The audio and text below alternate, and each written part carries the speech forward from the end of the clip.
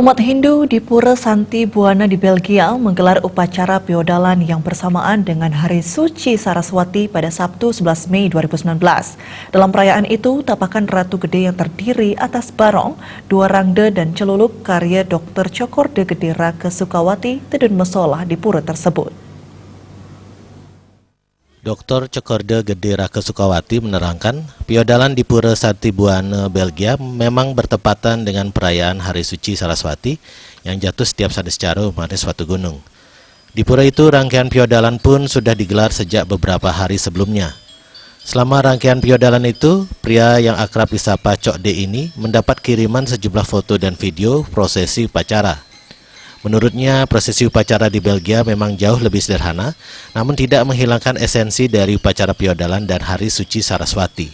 Hal ini juga disebabkan Bali dan Belgia terdapat perbedaan kalopatre. Prosesi piodalan itu diisi nedunan tapakan Ratu Gede berupa barong, dua rangde, dan celuluk. Sejumlah tapakan yang kini menjadi simbol persembahyangan di pura itu merupakan karyanya sendiri yang sudah diupacarai dan distanakan di Pura Santi Buana, Belgia. Dalam piodalan tapakan Ratu Gede Mesolah di areal pura itu, umat Hindu Bali dan warga Belgia pun antusias menyaksikan tapakan Ratu Gede yang hanya mesolah 6 bulan sekali. Usai prosesi itu, umat Hindu tampak husuk melakukan persembahyangan. Perlu diketahui, tapakan Ratu Gede tersebut didesain untuk Pura Santi Buana di Belgia pada tahun 2012 lalu. Pembuatan ini berawal dari kedatangan Erik Domp yang mengeluhkan pura yang dibangunnya sejak 2009 di Belgia, Eropa, tidak memiliki daya tarik yang sama seperti ribuan pura di Bali. Saat itu dijelaskan pura di Bali bisa hidup karena ada energi yang maha kuasa, baik itu dari pratime atau tapakan yang sudah melalui proses sakralisasi.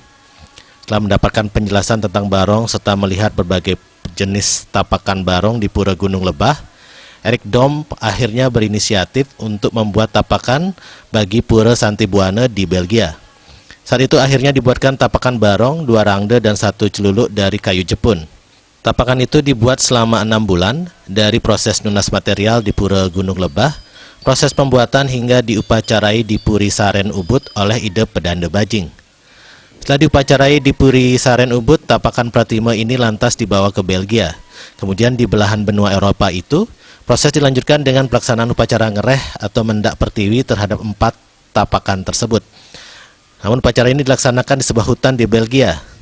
Di Belgia, upacara ngerehan digelar sama seperti di Bali, tentunya dengan membawa segala sarana dari Bali hingga selanjutnya tapakan tersebut distanakan di Pura Santi Buana sebagai simbol kekuatan Hyang Kuasa. Tim Liputan Bali TV.